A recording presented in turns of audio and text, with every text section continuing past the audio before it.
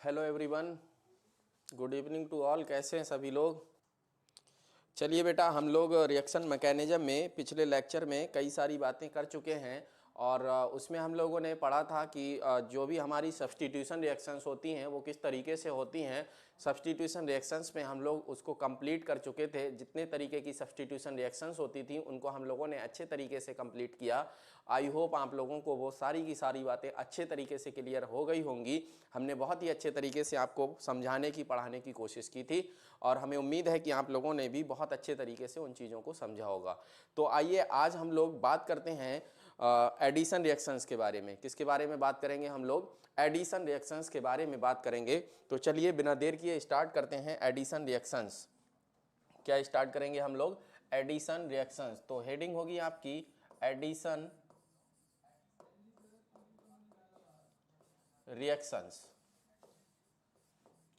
अब हम लोगों को इसमें ये बात समझनी है, इस तरीके से हमें ये पढ़ना है कि ऑर्गेनिक केमिस्ट्री में कौन कौन से ऐसे कंपाउंड्स होते हैं जो एडिशन रिएक्शंस को देते हैं, है ना। पहले तो ये बात समझनी है, फिर उसके बाद कौन एडिशन रिएक्शन देने के लिए एलिजिबल है, उसकी एलिजिबिलिटी क्या होती है, कौन एडिशन रिएक्शन देगा और कौन एडिशन रिएक्शन को नहीं देगा, ये चीज हमें समझनी है। तो आइए सबसे पहले हम लोग ये देखते हैं कि कौन एडिशन रिएक्शन को देगा, कौन नहीं देगा। तो हेडिंग यहां पर हम लोग लगाएंगे स्ट्रक्चरल रिक्वायरमेंट। मतलब एडिशन रिएक्शंस को देने के लिए जो स्ट्रक्चरल रिक्वायरमेंट है वो क्या होगी? Structural requirement. Structural requirement. तो बच्चों याद रखिएगा, यहां पर दो बातें आपको याद रखनी है, दो बातें समझनी है। स्ट्रक्चरल रिक्वायरमेंट में एक चीज तो ये होती है कि कम से कम कंपाउंड जो हो शुड बी क्या हो? Should have at least one pi bond. Compound should have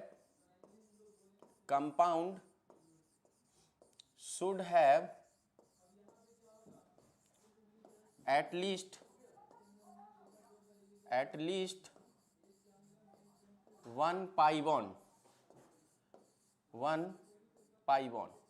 compound में बच्चों क्या हो? कम से कम एक पाई बॉन्ड हो। क्या हो? कंपाउंड में कम से कम एक पाई बॉन्ड हो। दूसरी चीज होती है पाई बॉन्डेड कार्बन जो हो आपका। दूसरा point, pi bonded carbon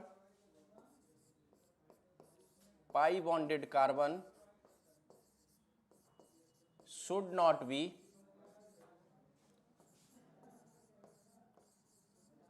pi bonded carbon should not be attached with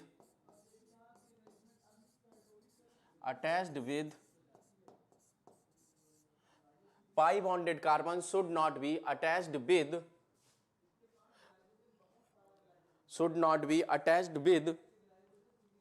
a minus I group. किसके साथ में ना जुड़ा हो? माइनस आई ग्रुप के साथ में ना जुड़ा हो। ठीक है बच्चों, जल्दी से समझिएगा। दो कंडीशंस, कौन कौन सी दो कंडीशंस हैं? दो कंडीशन में हमने आपको बताया है कि जो आपका कंपाउंड हो वो हमेशा कम से कम एक पाई बॉन्ड जरूर रखता हो, तभी उसकी स्ट्रक्चरल रिक्वायरमेंट पूरी हो पाएगी। किसके लिए? एडिशन रिएक्शन के लिए। दूसरी बात आपको यह देखनी है कि जो पाई बॉन्डेड कार्बन एटम होगा वो किसी भी माइनस आई ग्रुप से अटैच ना हो। हम आपको प्लस आई ग्रुप, माइनस आई ग्रुप के बारे में पहले से बता चुके हैं। आप लोग अच्छे तरीके से प्लस आई ग्रुप और माइनस आई ग्रुप को जानते होंगे, है ना। हमें उम्मीद है कि आप लोग उन सब चीजों को अच्छे तरीके से समझ रहे होंगे।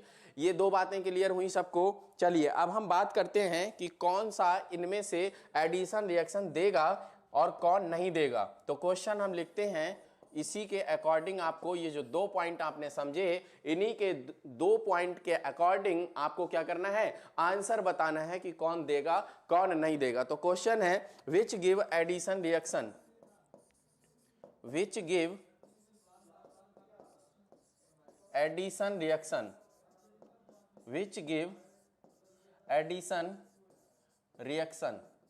इनमें से कौन सा ऐसा है जो एडिशन रिएक्शन को देगा, है ना। ये बात आपको बतानी है कि इनमें से कौन सा ऐसा है जो एडी देगा। तो फर्स्ट है आपका बच्चों RCH डबल बॉन्ड CH2, है ना।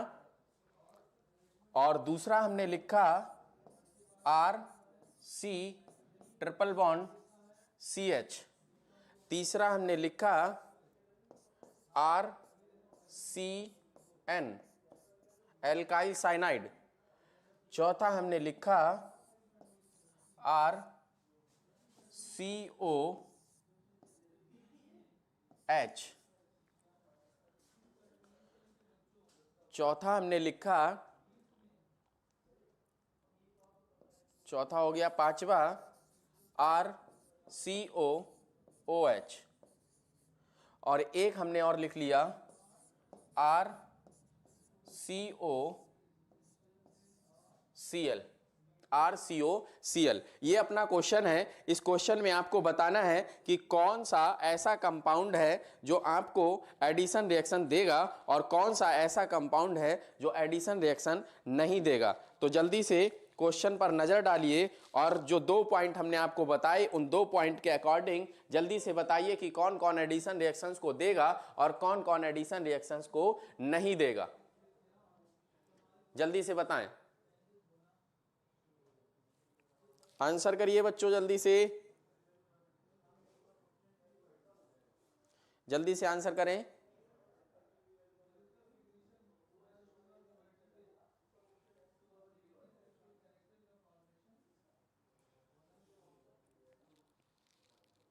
अभी तक किसी का आंसर नहीं मिला हमें।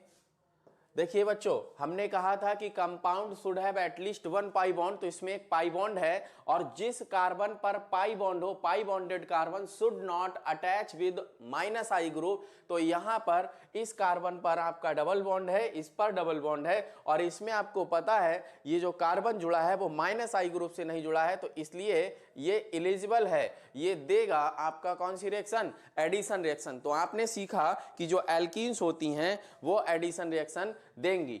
दूसरे वाले में बात करें हम लोग तो ये भी एडिशन रिएक्शन देगा, क्योंकि यहां पर भी जिन जिन कार्बन पर पाई बॉन्ड है वो कार्बन मोर इलेक्ट्रोनेगेटिव किससे, माइनस आई ग्रुप से जुड़े हुए नहीं है। बात समझ में आई।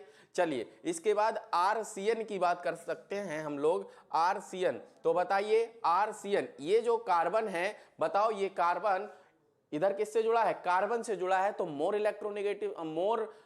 इलेक्ट्रोनेगेटिव या हम कह रहे हैं किसको, माइनस आई ग्रुप को। तो माइनस आई ग्रुप से तो नहीं जुड़ा है, इसका मतलब ये भी देगा, देगा कि नहीं देगा बच्चों। चलिए यहां पर देखते हैं, ये कार्बन इस पर पाई बॉन्ड है, अब ये पाई बॉन्ड है तो बताइए ये इधर हाइड्रोजन से जुड़ा है, ये इधर किससे जुड़ा है, एल्काइल ग्रुप से जुड़ा है, तो ये भी तो एडिशन रिएक्शन देगा, देगा कि नहीं देगा। अच्छा यहां पर देखते हैं, यहां पर ये जो कार्बन है अपना, इसमें पाई बॉन्ड तो प्रेजेंट है, क्या प्रेजेंट है बच्चों, पाई बॉन्ड इसमें प्रेजेंट है, लेकिन क्या है, ये जो कार्बन है वो OH ग्रुप से जुड़ा है और OH ग्रुप एक माइनस आई ग्रुप होता है, इसीलिए ये एडिशन रिएक्शन को नहीं देगा, नहीं देगा ना। क्लियर है ये बात। चलिए अब आगे बात करते हैं RCOCl की। तो यहां पर भी पाई बॉन्ड तो प्रेजेंट है इस कार्बन पे, लेकिन ये कार्बन जुड़ा है Cl से, तो ये माइनस आई ग्रुप है, तो ये भी एडिशन रिएक्शन को नहीं देगा। तो हमने आपको ये बात क्लियर करने की कोशिश की कि कौन कौन एडिशन रिएक्शन देता है ऑर्गेनिक केमिस्ट्री में। तो आपने सीखा कि एल्कीन देती है, एल्काइन देती है, साइनाइड्स देते हैं, और हम यहां पर बोल सकते हैं कि कार्बोनिल ग्रुप्स देते हैं। कार्बोनिल ग्रुप में कौन, एल्डिहाइड और कीटोन। कार्बोनिल ग्रुप में कौन कौन होता है, एल्डिहाइड्स और कीटोन्स होते हैं, तो एल्डिहाइड्स और कीटोन्स देंगे, साइनाइड्स देंगे, एल्कीन देंगी और एल्काइन देंगी। तो आप सिंपली इसको नोट करके लिख सकते हैं कि ऑर्गेनिक केमिस्ट्री में ये जो 4 कंपाउंड हम आपको बता रहे हैं, 4 फंक्शनल ग्रुप आपको बता रहे हैं, सिर्फ यही एडिशन रिएक्शंस को देते हैं। कौन कौन कौन, जल्दी से उंगलियों पे गिन सकते हैं आप, एल्कीन्स, एल्काइंस, साइनाइड्स और कार्बोनिल कंपाउंड्स। बात समझ में आई। तो नोट करके आप इस पॉइंट को लिख सकते हैं, only 4 compounds give addition reaction in all over organic chemistry. पूरी ऑर्गेनिक केमिस्ट्री में सिर्फ यही 4 कंपाउंड हैं जो क्या करते हैं, एडिशन रिएक्शंस को देते हैं। तो नोट करके आप ये पॉइंट लिख लीजिएगा, ओनली दीज 4 compounds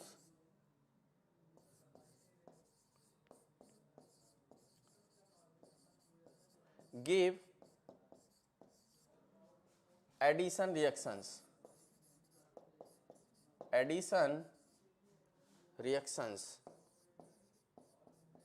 है ना? नोट डाउन किया आपने? जल्दी से बताइए कि आगे चलें, आगे चलें बच्चों।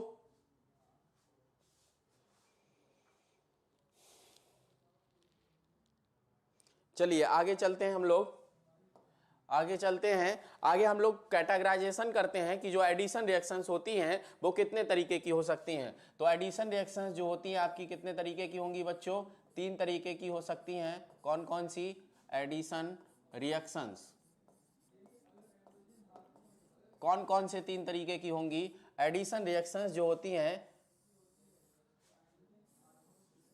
वो हो सकती हैं कौन कौन सी? Free radical addition, free radical addition, free radical addition,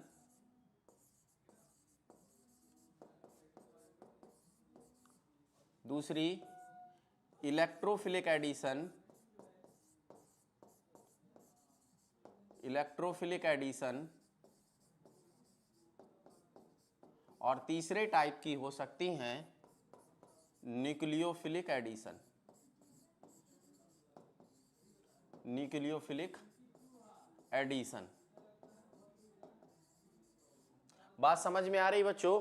3 तरीके की हो सकती हैं हमारी addition reactions, electrophilic addition, free radical addition और न्यूक्लियोफिलिक एडिशन रिएक्शंस, है ना? तो अब हम बात करते हैं कि ये जो फ्री रेडिकल एडिशन रिएक्शंस होती हैं वो फ्री रेडिकल एडिशन रिएक्शंस कहाँ कहाँ हो सकती हैं, कहाँ कहाँ पाई जाएगी, उसकी बात करते हैं। तो फ्री रेडिकल एडिशन जो होता है वो आपका होता है उस कंडीशन में जब हम लोग एडिशन कराते हैं HBr का। किसका एडिशन कराते हैं? HBr का एडिशन कराते हैं इन द प्रेजेंस ऑफ पेरोक्साइड। किसकी प्रेजेंस में? पेरोक्साइड की प्रेजेंस में, ऑर्गेनिक पेरोक्साइड की प्रेजेंस में HBr का जब एडिशन कराएंगे हम तो वहां पर हम लोग यूज करते हैं anti Markovnikov reaction, anti Markovnikov rule.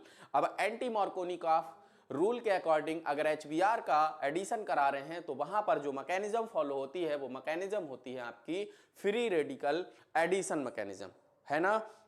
बात समझ पा रहे हैं? जब हम लोग एल्कीन्स वाला चैप्टर पढ़ेंगे, एल्कीन्स में हम लोग ये बात पढ़ेंगे कि कब हम लोग मार्कोनिकॉफ रूल लगाते हैं, कब हम लोग एंटी मार्कोनिकॉफ रूल लगाते हैं, एंटी मार्कोनिकॉफ रूल की क्या खास पहचान होती है, कब हम लगाते हैं, उसके बारे में हम लोग डिस्कस करेंगे और ज्यादा डिटेल में। अभी फिलहाल आपको ये समझना है कि HBr और पेरोक्साइड दोनों दिए हो, मतलब HBr का addition in the presence of organic peroxide आपको कराना हो तो वहां पर जो मैकेनिज्म फॉलो होगी वो कौन सी होगी? फ्री रेडिकल एडिशन मैकेनिज्म होगी। कौन सी होगी बच्चों? फ्री रेडिकल एडिशन मैकेनिज्म होगी। ये जो एंटी मार्कोनिकॉफ रूल होता है इसी को हम लोग खरेस पेरोक्साइड इफेक्ट भी बोलते हैं। कौन सा इफेक्ट? खरेस पेरोक्साइड इफेक्ट, या सिर्फ और सिर्फ खरेस इफेक्ट के नाम से भी मिल सकता है। बात समझ में आई आपको? तो यहां पर लिखेंगे कौन कौन देगा, लिखेंगे एग्जाम्पल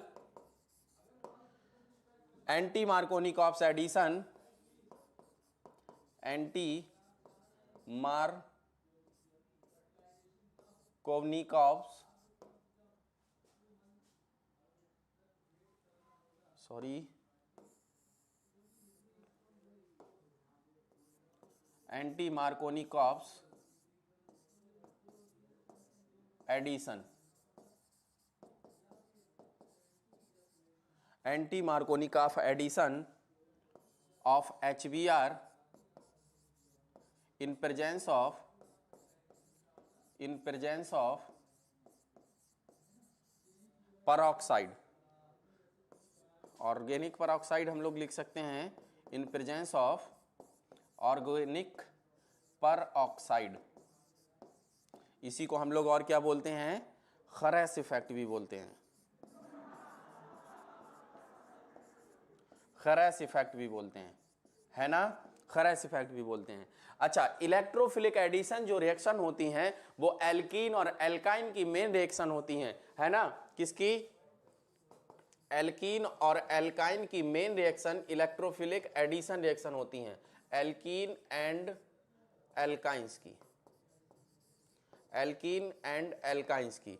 इतनी बात समझ में आई सबको? अच्छा, इसके बाद हम लोग बात करेंगे न्यूक्लियोफिलिक एडिशन रिएक्शंस कहां कहां हो सकती हैं। तो कार्बोनिल कंपाउंड्स और साइनाइड्स जो बचे हमारे, वो क्या देते हैं? कार्बोनिल कंपाउंड्स मतलब aldehyde and ketone, carbonyl compounds and cyanides, carbonyl compounds and cyanides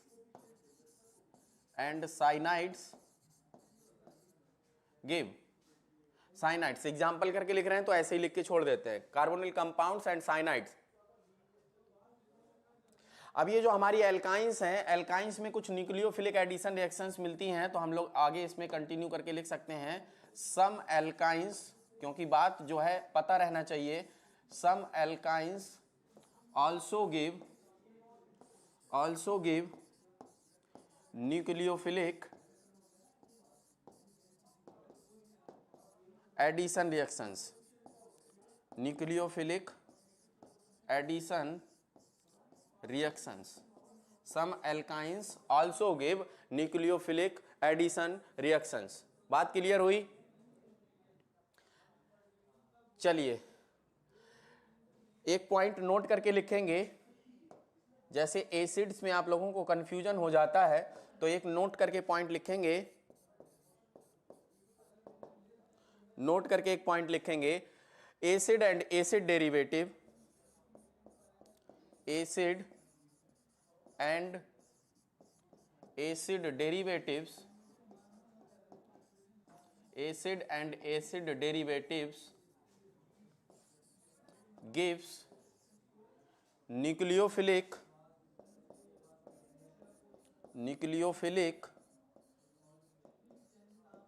substitution reactions. कौन सी रिएक्शंस बच्चों? सब्स्टिट्यूशन रिएक्शंस, सब्स्टिट्यूशन रिएक्शंस, है ना। एसिड एंड एसिड डेरिवेटिव्स जो होते हैं वो क्या करते हैं? न्यूक्लियोफिलिक सब्स्टिट्यूशन रिएक्शंस देते हैं। ये बात आपको याद रखनी है, बिल्कुल भी इसको भूलना नहीं है आपको, ठीक है। न्यूक्लियोफिलिक एडिशन मत बताइएगा। तो आपने इन चीजों को इस तरीके से समझा होगा कि फ्री रेडिकल एडिशन मतलब यहां पर फ्री रेडिकल्स का फॉर्मेशन होगा। इलेक्ट्रोफिलिक एडिशन कब बोलेंगे? तब बोलेंगे जब फर्स्ट अटैकिंग स्पीसीज आपकी इलेक्ट्रोफाइल होगा और वो क्या होता होगा, किसी को हटाता नहीं होगा, उस डबल बॉन्ड को ब्रेक करता होगा और जा करके पहले इलेक्ट्रोफिलिक पार्ट ऐड होता होगा, बाद में उसका न्यूक्लियोफिलिक पार्ट जा करके अटैच हो जाता होगा, तो उसको हम बोलेंगे इलेक्ट्रोफिलिक एडिशन। इसी तरीके से न्यूक्लियोफिलिक एडिशन है, तो न्यूक्लियोफिलिक एडिशन में क्या होगा? न्यूक्लियोफिलिक एडिशन में क्या होगा? जो आपका डबल बॉन्ड होगा उस डबल बॉन्ड को ब्रेक करेगा, ब्रेक करने के बाद में न्यूक्लियोफाइल पहले जाकर के अटैच होगा, फिर उसके बाद में आपका जो इलेक्ट्रोफिलिक पार्ट होगा वो जाकर के अटैच हो जाएगा, तो उसको हम बोलेंगे न्यूक्लियोफिलिक एडिशन रिएक्शन। बच्चों जल्दी से बताइए कि ये बातें आपको समझ में आ गई हैं, तो हम लोग आगे बढ़ते हैं। चलिए जल्दी से हम लोग अब न्यूक्लियोफिलिक एडिशन रिएक्शंस को स्टार्ट करते हैं। न्यूक्लियोफिलिक एडिशन रिएक्शन, हेडिंग डालिए न्यूक्लियोफिलिक एडिशन, न्यूक्लियोफिलिक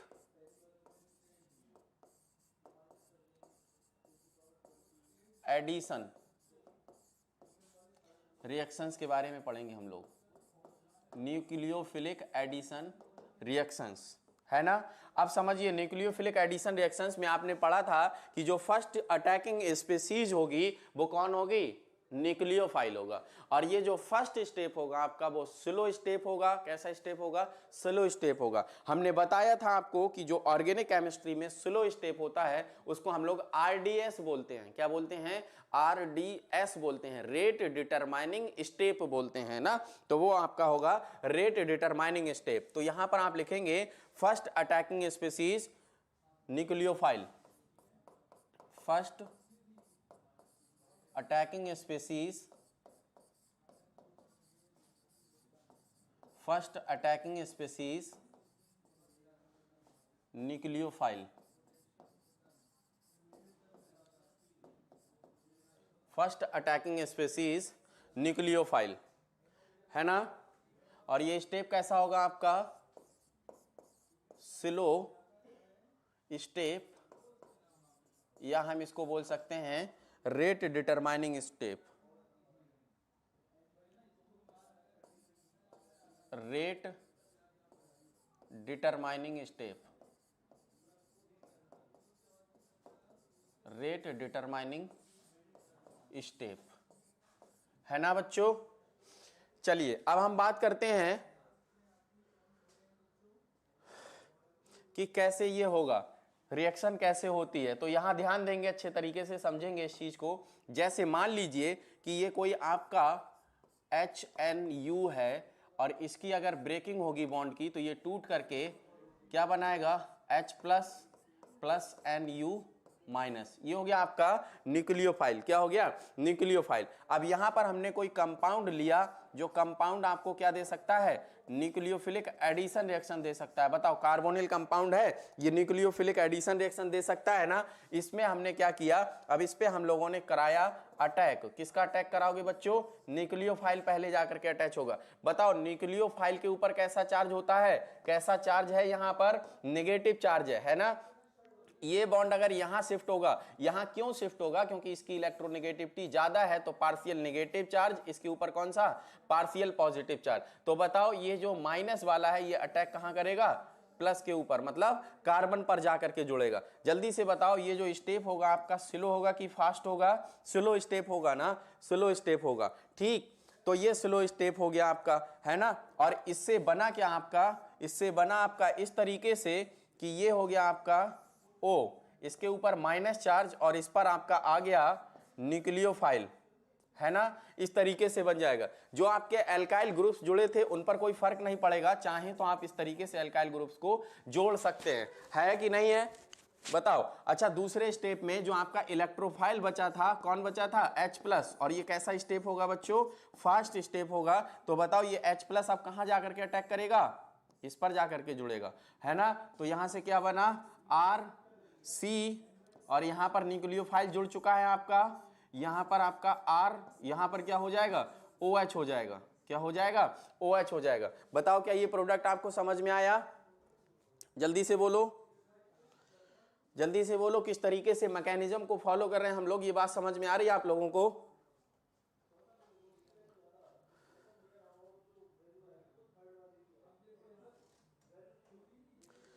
चलिए कुछ एक दो बात और रिएक्टिविटी के बारे में बात करें कि किसकी रिएक्टिविटी ज्यादा होगी, किसकी रिएक्टिविटी कम होगी। तो बच्चों आप लोग अच्छे तरीके से समझते हैं कि अगर यहां पर पॉजिटिव चार्ज ज्यादा होगा, magnitude of positive charge on carbonyl carbon, जो ये कार्बन आपका वो कैसा है, कार्बोनिल कार्बन है, अगर इस पर पॉजिटिव चार्ज ज्यादा होगा तो ये न्यूक्लियोफाइल जल्दी आकर के इस पर अटैक करेगा। मतलब रिएक्टिविटी जो होगी आपकी वो क्या होगी, directly proportional to the magnitude of the positive charge on the carbonyl carbon. बात समझ में आई। चलिए, तो reactivity is directly proportional to magnitude of negative charge, नहीं पॉजिटिव चार्ज ना, magnitude of positive charge on carbonyl carbon, on carbonyl carbon. इतनी बात समझ में आई।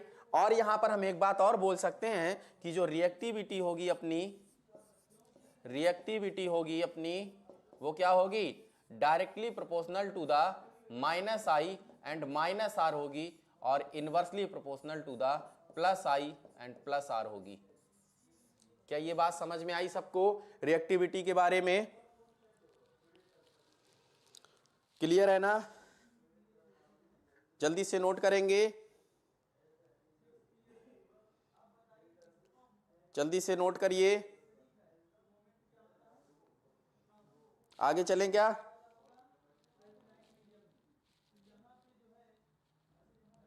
आगे चले।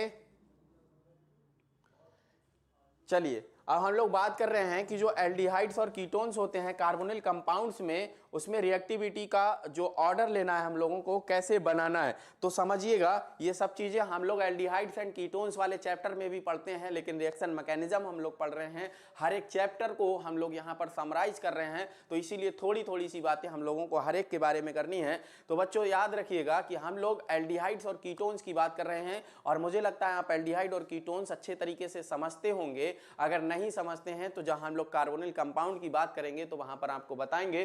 थोड़ा सा हम आपको एक्सप्लेन कर देते हैं कि कब हम एल्डिहाइड बोलते हैं, कब कीटोन बोलते हैं। बच्चों देखिए, ये होता है अपना कार्बोनिल ग्रुप। इस कार्बोनिल ग्रुप की दोनों वैलेंसी अगर एल्काइल ग्रुप से सेटिस्फाई होती हैं तो इसको हम लोग बोलते हैं क्या, कीटोन बोलते हैं। बच्चों क्या बोलते हैं, कीटोन। अगर इस कार्बोनिल ग्रुप पर एटलीस्ट वन वैलेंसी जो होती है वो हाइड्रोजन से सेटिस्फाई होती है तो उसको हम एल्डिहाइड बोलते हैं, और अगर दोनों वैलेंसी भी हाइड्रोजन से सेटिस्फाई हो जाएंगी तो भी हम उसको एल्डिहाइड बोलेंगे। और वो सबसे छोटा एल्डिहाइड होता है जिसका नाम फॉर्मेल्डिहाइड होता है, जिसके 40% मिक्सचर को फॉर्मेलिन बोलते हैं। ओनली एल्डिहाइड है जो गैसियस स्टेट में पाया जाता है। तो मुझे लगता है कि ये बातें आपको आती हैं, इसीलिए हम आगे बढ़ रहे हैं। अब बेटा ये जो आर था आपका, ये जो आर था आपका, वो आपका एलिफैटिक भी हो सकता है और एरोमेटिक भी हो सकता है। ये जो है आपका एलिफैटिक भी हो सकता है, एरोमेटिक भी हो सकता है। अगर एल्डिहाइड ग्रुप प्रेजेंट है उसमें तो हम बोलेंगे एलिफैटिक एल्डिहाइड, है ना, एलिफैटिक एल्डिहाइड। और अगर ये आर जो है आपका एरोमेटिक है, मतलब बेंजीन की रिंग लगी है, तो एरोमेटिक एल्डिहाइड। इसी तरीके से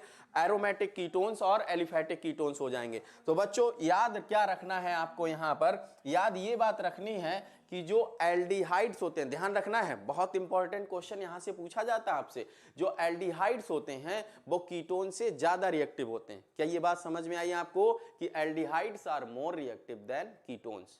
ठीक है। इसके बाद में हम लोग देखेंगे कि एलिफैटिक एल्डिहाइड और एरोमेटिक एल्डिहाइड भी होते हैं। तो aliphatic aldehydes are more reactive than ketones. क्या ये बात समझ में आई? इसी तरीके से aliphatic ketones are more reactive than aromatic ketones. तो कुल मिला के हम ये बोल सकते हैं कि aliphatic carbonyl compounds are more reactive than aromatic carbonyl compounds. मुझे लगता है कि आप लोग इस बात को अच्छे तरीके से समझ गए होंगे। तो आइए हम लोग नोट डाउन कर लेते हैं, है ना। और यहां पर सीक्वेंस जरूर यूज करिएगा आप लोग, है ना। रिएक्टिविटी हेडिंग डाल लीजिए, reactivity of carbonyl compounds. Carbonyl compounds की रिएक्टिविटी को हम लोग कैसे डिसाइड करेंगे उसके बारे में बात करते हैं, है ना। तो यहां पर हमें सीक्वेंस यूज करना है। पहला पॉइंट होगा बेटा, पहला पॉइंट होगा aldehydes are more reactive than ketones. Aldehydes are more reactive then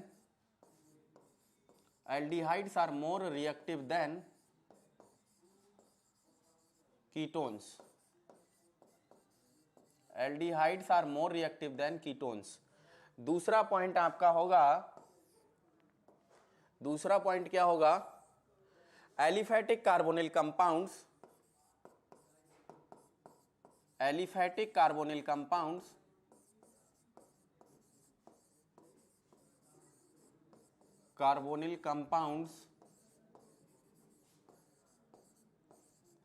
are more reactive than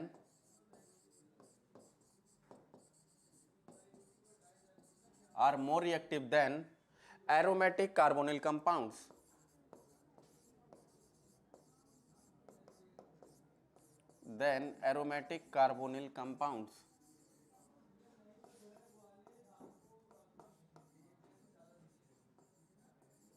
क्या ये बात क्लियर हुई?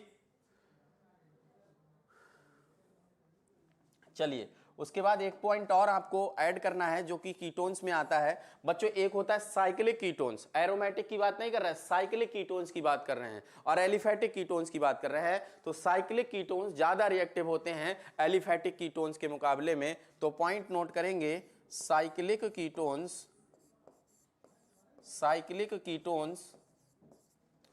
आर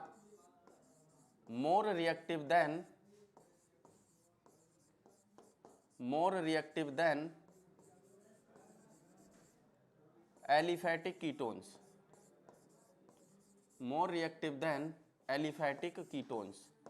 क्या ये बात सबको समझ में आ गई? 3 पॉइंट हमने बताए कि aldehydes are more reactive than ketones और aliphatic carbonyl compounds are more reactive than aromatic carbonyl compounds. अगर कीटोन्स की बात करें तो साइक्लिक कीटोन्स ज्यादा रिएक्टिव होते हैं किसके कंपेयर में? एरोमेटिक एलिफेटिक कीटोन्स के कंपेयर में। चलिए जल्दी से क्वेश्चन बताएंगे, जल्दी से क्वेश्चन बताएंगे।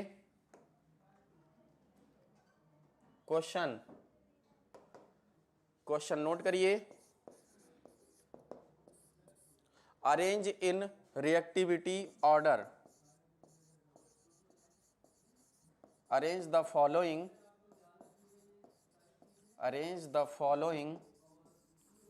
in decreasing order of reactivity, arrange the following in decreasing order of reactivity। पहला कंपाउंड है आपके पास में HCHO,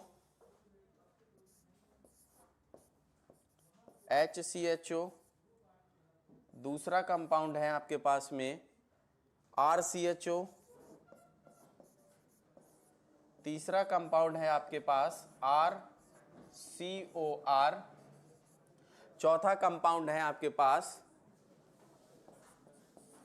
PH, ये बेटा फिनाइल लगा है आपका, CHO, पांचवा कंपाउंड है आपका PHCOR, एल्काइल के लिए R लिखा हमने, ठीक है। छठा कंपाउंड है आपका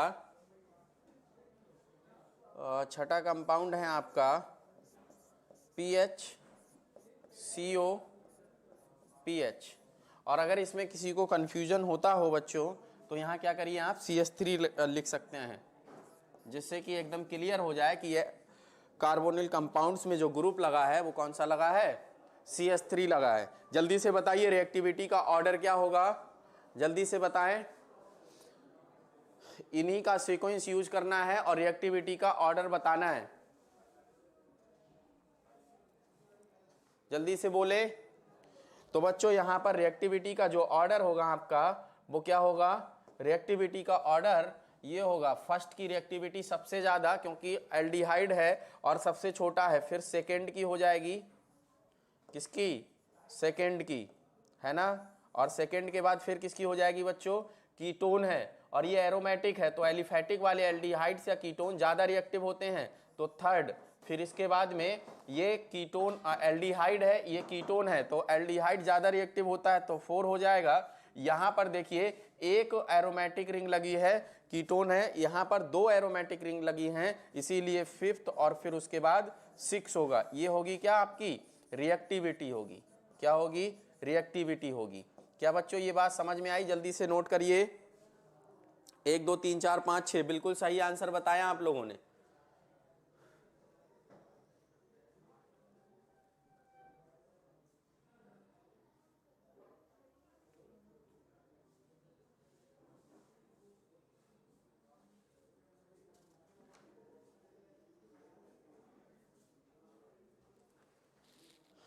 क्या क्लियर हो गया सभी को?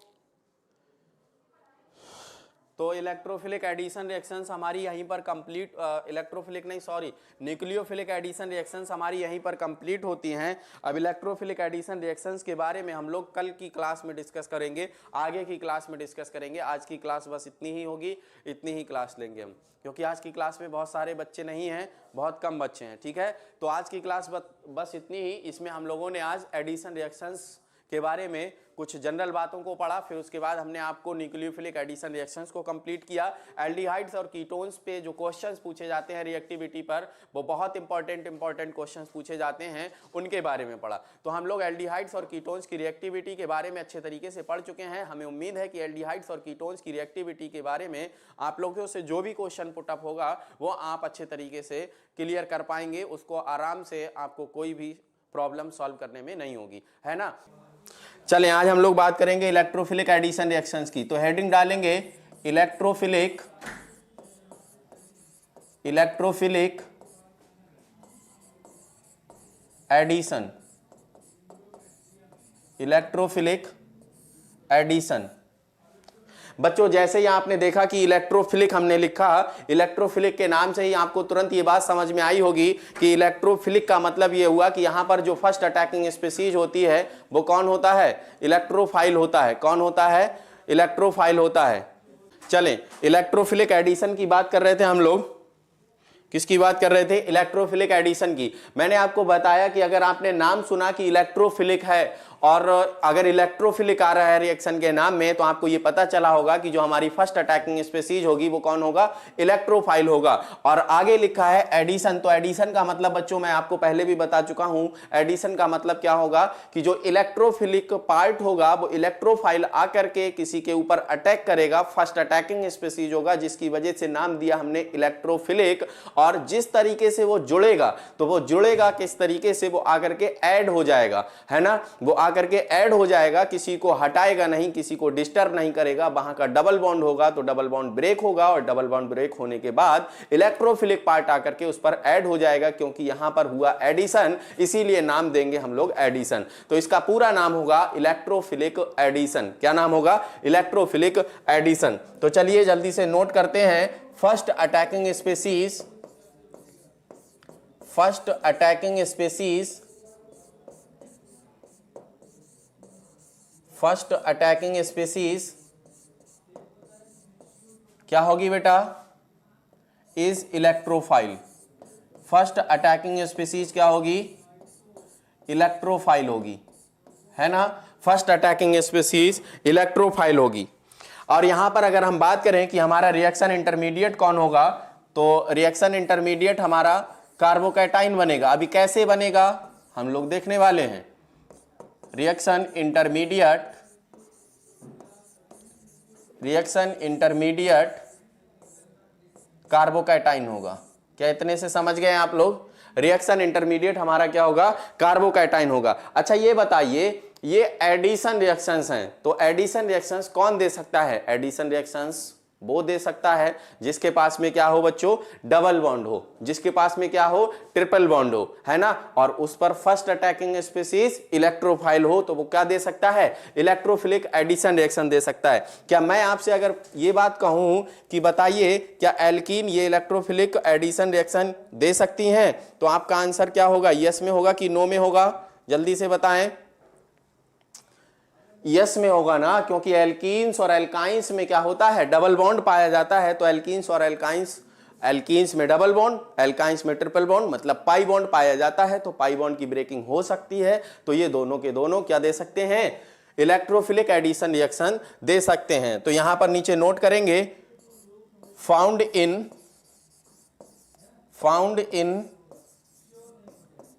एल्कीन्स एंड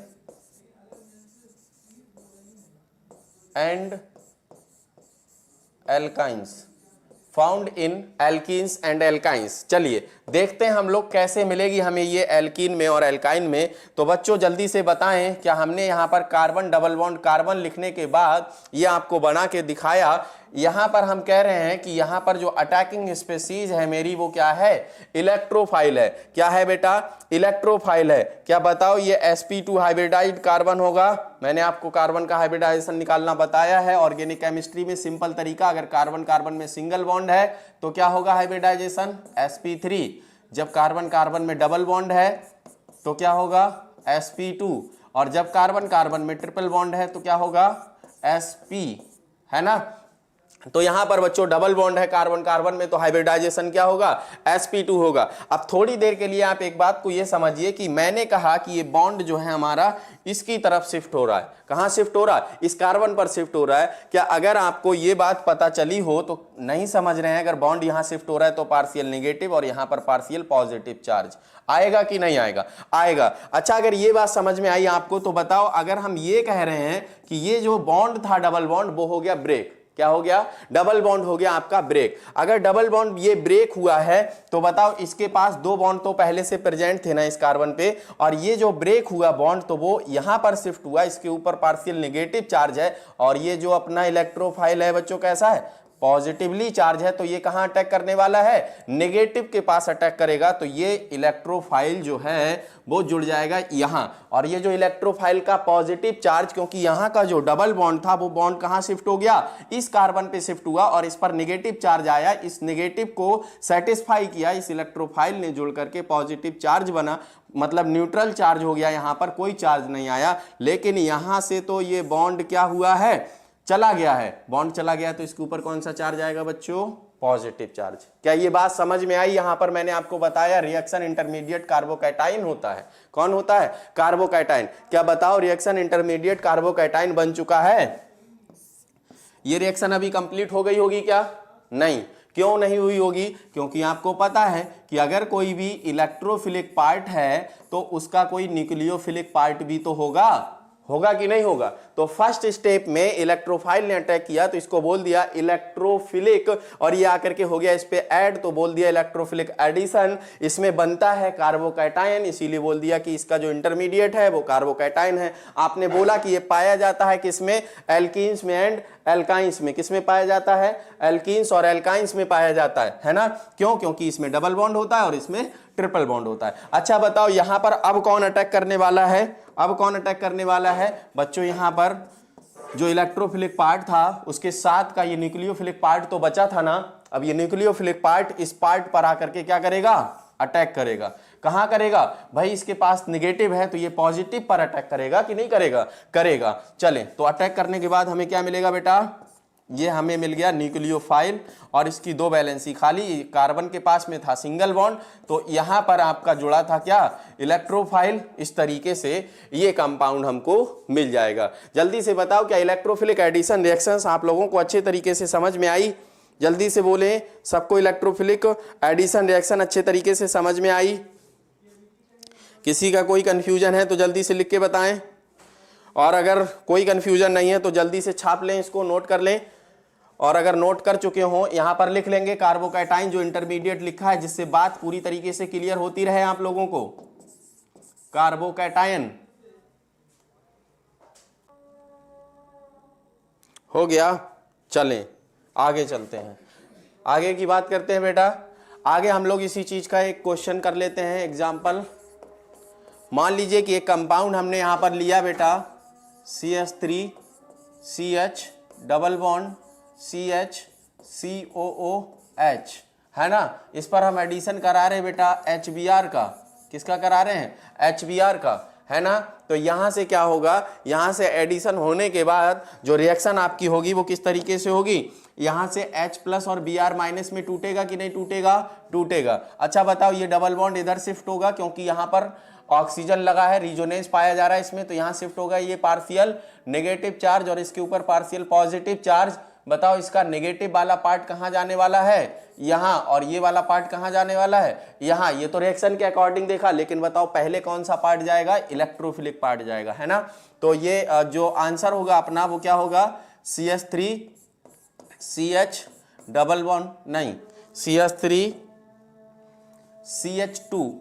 अच्छा यहां पर तो Br आने वाला है ना, तो CH यहां आ गया Br आपका, और यहां हो गया आपका CH था तो हो जाएगा CH2, और आगे क्या बन जाएगा COOH। ये आपका क्या हो गया आंसर, है ना। तो बताइए इसका अगर IUPAC नाम लिख दें तो 1 2 3 4, तो क्या लिखोगे बच्चों, जल्दी से बोलो, 3 ब्रोमो ब्यूटेनोइक एसिड ना, butanoic acid, 3 bromo butanoic acid. Clear है सबको, जल्दी से इसको नोट करें। एक और क्वेश्चन हम आपसे पूछ रहे हैं, उसमें आपको सिर्फ ये बताना है कि फर्स्ट अटैकिंग स्पीसीज क्या होगी, RCH डबल बॉन्ड CH2 ये दिया है। अगर आप इससे कर रहे हैं HOCl के साथ रिएक्शन करा रहे हैं, यहां हम कह रहे हैं कि प्रोडक्ट बन रहा है, क्या बन रहा है बेटा, प्रोडक्ट बन रहा है। और हम ये पूछ रहे हैं what is the first attacking species, what is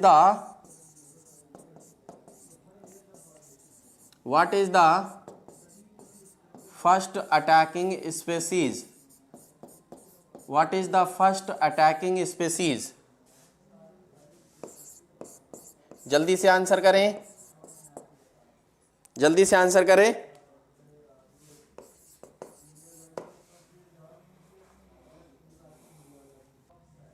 चलें हम बताते हैं। देखिए अगर यहां से आप बॉन्ड को तोड़ेंगे तो बच्चों यहां पर क्या होगा, यहां HO पर आएगा माइनस चार्ज और Cl पर आएगा प्लस चार्ज। तो यहां पर जो फर्स्ट अटैकिंग स्पीसीज आपकी होगी वो क्या होगा, Cl प्लस, क्या होगा, फर्स्ट अटैकिंग स्पीसीज। तो आंसर लिखेंगे आप first attacking species, first attacking species is Cl plus, ये होगा आपका आंसर।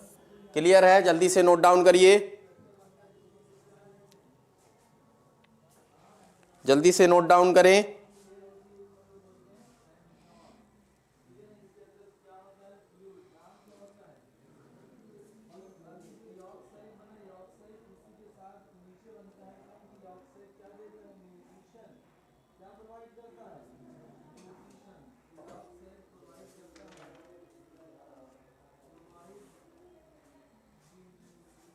चलें कंप्लीट हुआ क्या,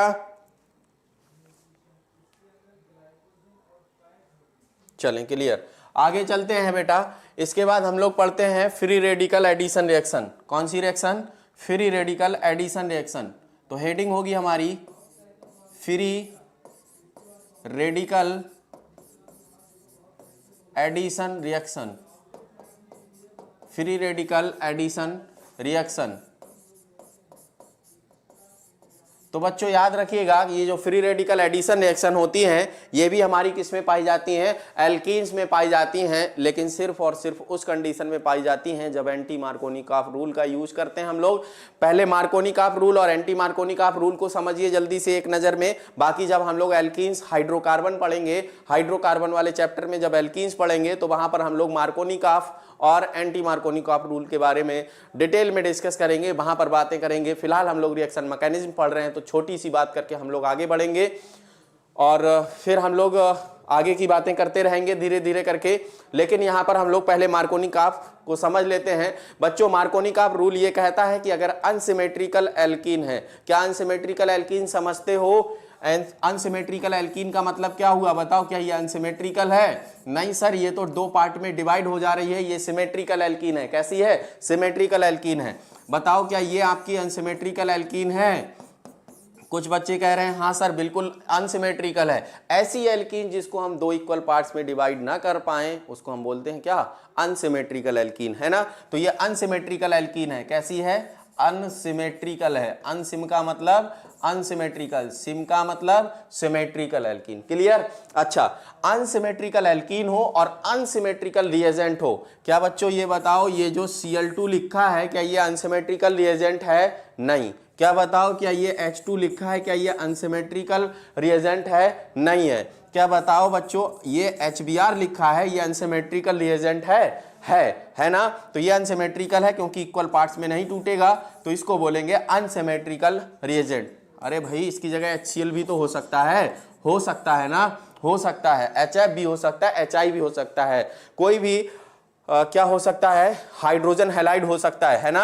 चलें अच्छा इसके बाद हम लोगों ने ये पढ़ा कि मार्कोनिकॉफ रूल क्या होता है। हमने कहा कि अगर अनसिमेट्रिकल एल्कीन हो और अनसिमेट्रिकल रिएजेंट हो वहां पर हम लोग यूज करते हैं मार्कोनिकॉफ रूल का। और मार्कोनिकॉफ रूल क्या कहता है कि in unsymmetrical alkene the addition of the unsymmetrical reagent या negative part of the reagent. भाई अनसिमेट्रिकल है तो इसका कोई नेगेटिव पार्ट होगा ना, इसका नेगेटिव पार्ट कौन है, ये Br माइनस है ना। तो negative part of the reagent जिसको हम लोग अडेंडम बोलते हैं, क्या बोलते हैं, addendum, the negative part of the reagent add on that doubly bonded carbon atom which have lesser number of hydrogen atom। ये होता है अपना मार्कोनिकॉफ रूल। जैसे मैं यहां पर एक बात बता दूं छोटी सी, हालांकि ये सब हमारे इसमें अभी नहीं पढ़ना है हमको। CH3 CH double bond CH2 है ना बच्चों, मैं यहां पर एडिशन करा रहा हूं HCl का, किसका, HCl का, है ना। तो बताओ जल्दी से प्रोडक्ट क्या बनेगा, बताओ यहां से नेगेटिव पार्ट कौन सा होगा, ये होगा, पॉजिटिव पार्ट कौन सा, ये होगा। ये डबल बॉन्डेड कार्बन है, इस पर एल्कीन पर हमें क्या करना है, एडिशन करना है HCl का। तो हम क्या करेंगे, negative part of the reagent add on that doubly bonded carbon atom which has lesser number of hydrogen atom, है ना। तो ये डबल बॉन्डेड कार्बन एटम ये वाला भी है और ये वाला भी है। बताओ दोनों में से किस पे हाइड्रोजन एटम का नंबर लेस है, इस पर लेस है ना। तो हम क्या करेंगे, नेगेटिव पार्ट को इस पर ऐड करेंगे। क्या समझ में आया? तो डेफिनेटली पॉजिटिव पार्ट इस पर डिपेंड करेगा, इस पर जा करके ऐड होगा, है ना। तो यहाँ से प्रोडक्ट जो बनेगा बच्चों क्या बनेगा, वो बनेगा CH3CH, यहाँ बन गया Cl और यहाँ हो गया आपका CH3। क्या क्लियर है? यही है मार्कोनिकॉफ रूल। और अगर इसी का उल्टा काम हम करते हैं तो उसको बोलते हैं एंटी मार्कोनिकॉफ रूल। कुछ बच्चे कह रहे हैं सर हेडिंग ये डलवाई, ये सब पढ़ा क्यों रहे हैं? बच्चों हमको समझाना है आपको एंटी मार्कोनिकॉफ रूल, क्योंकि ये जो फ्री रेडिकल एडिशन रिएक्शन होती है वो एंटी मार्कोनिकॉफ रूल में होती है, और free radical addition reaction anti Markovnikov में अगर होती है तो हमें एंटी मार्कोनिकॉफ को समझना पड़ेगा। एंटी मार्कोनिकॉफ रूल के बारे में एक बात हम आपको सिंपल सी बता रहे हैं, छोटी सी बता रहे हैं, याद रखिएगा कि अगर एंटी मार्कोनिकॉफ रूल की बात कर रहे हैं, एंटी मार्कोनिकॉफ रूल, तो याद रखिएगा ये सिर्फ और सिर्फ दो कंडीशन में लगता है। एक तो ऑर्गेनिक परऑक्साइड हो, क्या हो बच्चों, ऑर्गेनिक परऑक्साइड हो, और इसमें HBr का एडिशन कराया जा रहा हो इन the presence of organic peroxide, तभी सिर्फ लगेगा आपका एंटी मार्कोनिकॉफ रूल। बाकी सब कंडीशन में आपका मार्कोनिकॉफ रूल लगेगा। अब एंटी मार्कोनिकॉफ रूल ये क्या होता है बच्चों, मार्कोनिकॉफ का अगर उल्टा कर दें, नाम ही तो उसमें जुड़ा एंटी मार्कोनिकॉफ, तो मार्कोनिकॉफ का अगर उल्टा कर देते हैं तो हो जाता है हमारा कौन सा, एंटी मार्कोनिकॉफ रूल। इसी का दूसरा नाम होता है खरैस इफेक्ट, इसी का दूसरा नाम होता है परऑक्साइड इफेक्ट, या इसी को हम लोग बोलते हैं खरैस परऑक्साइड इफेक्ट। क्या बात क्लियर हो रही है? तो इसकी जो मैकेनिज्म होती है, जैसे इसी में हम लोग ये करते CH3 CH double bond CH2 plus में हम करते यहाँ पर HBr और इन द प्रेजेंस ऑफ परऑक्साइड लिख दें। क्या लिख दें? परऑक्साइड, है ना। तो प्रोडक्ट क्या बनाओगे, तो अपोजिट करोगे, the negative part of the reagent add on that doubly bonded carbon atom which have more number of hydrogen atom। Anti Markovnikov में मोर हो जाएगा, वहां पर क्या था, लेस था। तो इसमें से बताओ ये जो आपका नेगेटिव पार्ट होने वाला है बेटा, नेगेटिव पार्ट होने वाला है Br माइनस, तो ये किस पर जाकर के अटैक करेगा, जिस पर हाइड्रोजन ज्यादा होंगे, है ना। CH3 CH2 CH2 Br, यही तो बनेगा। बस कुल मिला के इतनी बात समझ लो बेटा कि मार्कोनिकॉफ ये कहता है कि मेरी किस्ती वहां डूबेगी जहां पर पानी कम होगा। अरे पानी नहीं बच्चे, हाइड्रोजन कम होगा, है ना।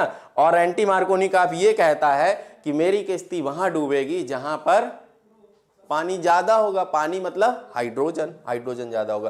क्या मार्कोनिकॉफ एंटी मार्कोनिकॉफ समझ में आ गया सबको? आ गया समझ में? चले तो अब हम लोग बात करते हैं, इसका एग्जाम्पल होता है खरैस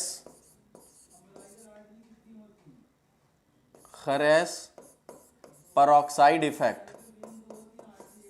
खरैस peroxide effect, Kharasch peroxide effect कब लगता है, in presence of organic peroxide, in presence of organic peroxide, in presence of organic peroxide, in presence of organic peroxide, addition of HBr, addition of HBr। आगे बच्चों मैंने बहुत बड़ी बात लिखी, ओनली लिखा है, HBr only on unsymmetrical alkene, on unsymmetrical alkene takes place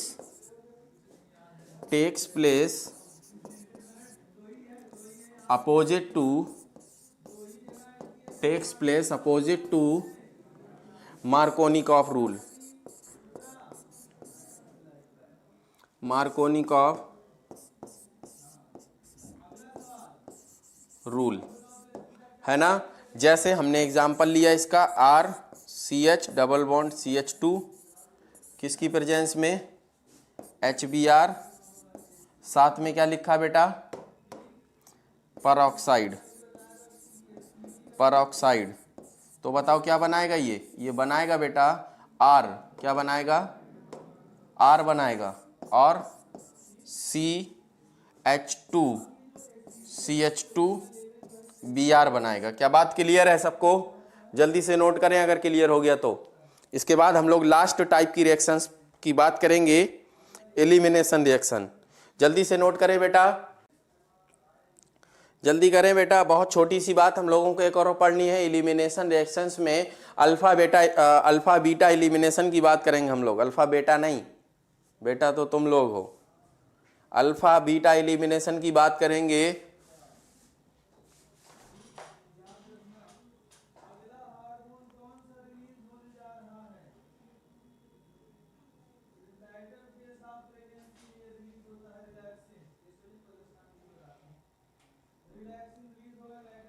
चलें आगे चलें,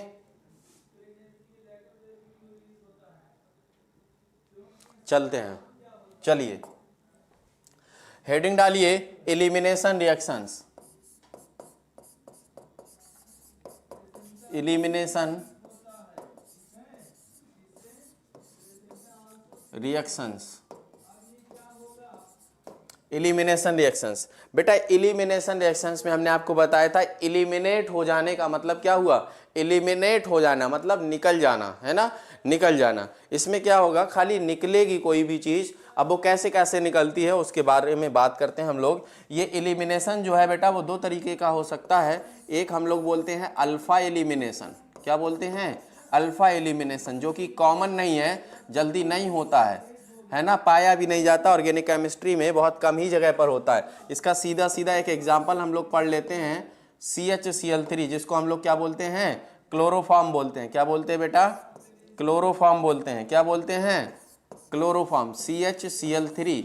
इसमें से क्या हो, अगर अल्फा एलिमिनेशन हो, मतलब क्या हुआ कि अल्फा पोजीशन से ही दो चीजें निकल जाएं, तो यहीं से हाइड्रोजन यहीं से हैलोजन अगर निकले तो HCl निकलेगा, तो बताओ क्या बनेगा, CCl2 बनेगा। क्या इसको डाइक्लोरोकार्बीन नहीं बोल रहे हो आप लोग, पिछले लेक्चर से बोल रहे हो, है ना। एक तो ये बात हो गई। दूसरी छोटी सी बात क्या होगी बेटा, वो ये होगी अल्फा बीटा एलिमिनेशन रिएक्शन,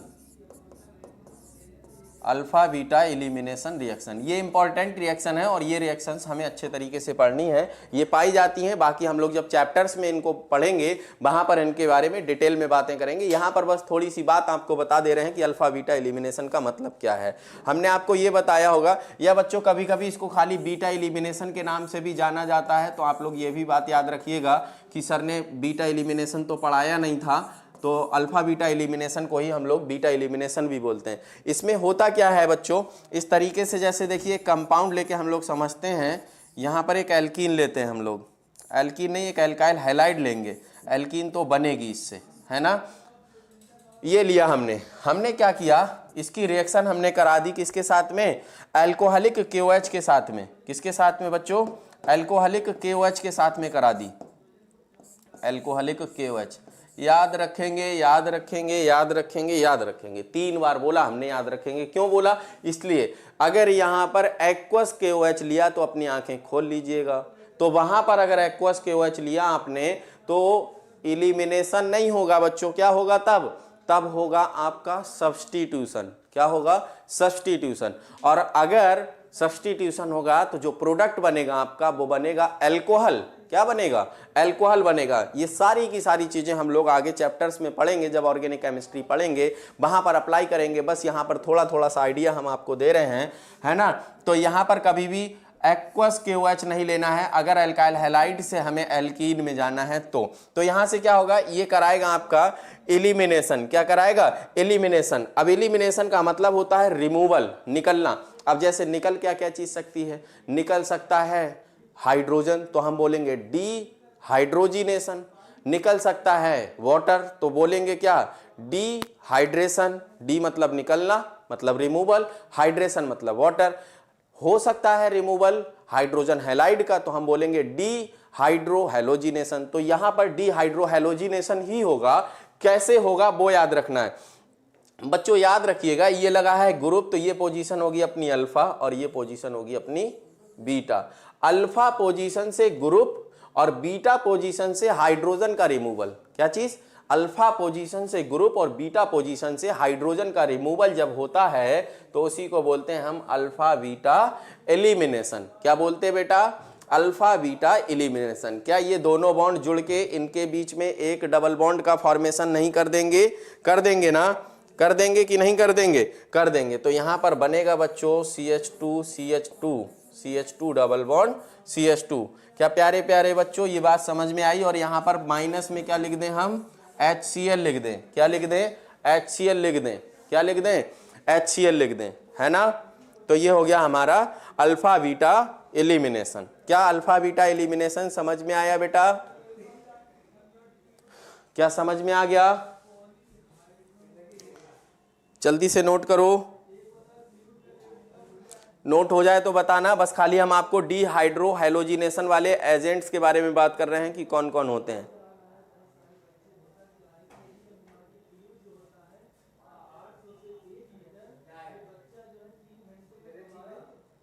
हो गया, हो गया, डन। चले एक बात लिखेंगे, लिखेंगे डिहाइड्रो हैलोजिनेटिंग एजेंट,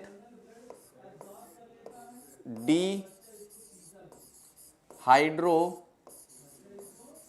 हैलोजिनेटिंग एजेंट,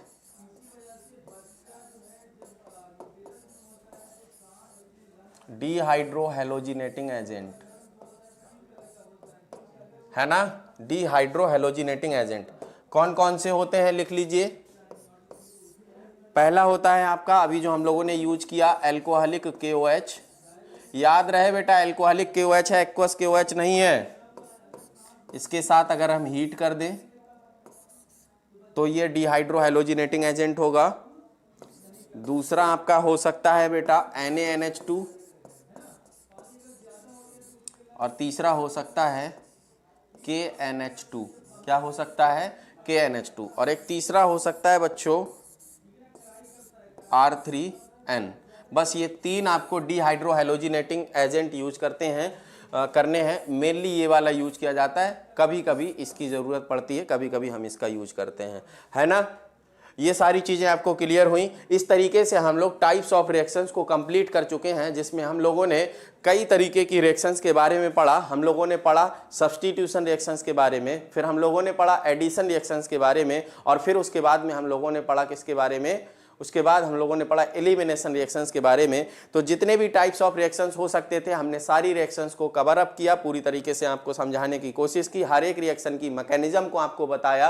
अब ऑर्गेनिक केमिस्ट्री का बेस हम लोग बना चुके हैं। अब नेक्स्ट टाइम पर हम लोग ऑर्गेनिक केमिस्ट्री में कुछ और आगे की बातें करेंगे। अब ये बताइए कि आप लोगों को कौन सा चैप्टर पढ़ना है। आज की क्लास बस इतनी ही होगी क्योंकि हम लोग ऑर्गेनिक केमिस्ट्री को खत्म कर चुके हैं, ऑर्गेनिक केमिस्ट्री को नहीं, सॉरी, रिएक्शन मैकेनिज्म को कंप्लीट कर चुके हैं। जल्दी से बोले अगला चैप्टर कौन सा पढ़ना चाहते हैं आप लोग। क्या हाइड्रोकार्बन्स को स्टार्ट किया जाए, हाइड्रोकार्बन्स को स्टार्ट किया जाए, जल्दी से बोले। चले फिर हम लोग मिलते हैं नेक्स्ट क्लास में। जो बच्चे नए आ रहे हैं वो वीडियो को लाइक कर दें, बाकी क्लास तो पूरी हो ही चुकी है, तो उन लोगों को मिला क्या,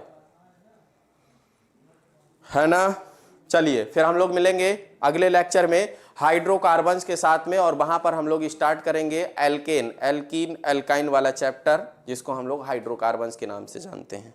thank you so much for watching the video. बच्चों अगर आप लोग चैनल पर नए आए हैं तो चैनल को सब्सक्राइब कर लीजिए और बेल आइकन को प्रेस कर लीजिए, जिससे कि आगे आने वाली वीडियोज के नोटिफिकेशंस आप तक पहुंचते रहें। अगर आपको वीडियो अच्छा लगा, रिएक्शन मैकेनिज्म पढ़ने में आप लोगों को बहुत ही अच्छा लगा, बहुत अच्छा फील किया आप लोगों ने, तो रिएक्शन मैकेनिज्म के इन लेक्चर्स को आप अपने फ्रेंड्स के साथ शेयर करिए। उनको बताइए कि यहाँ पर फ्री क्लासेस प्रोवाइड की जा रही हैं, उन क्लासेस को आप लोग कंटिन्यू कर सकते हैं और अपने एग्जाम में बेस्ट रिजल्ट पा सकते हैं।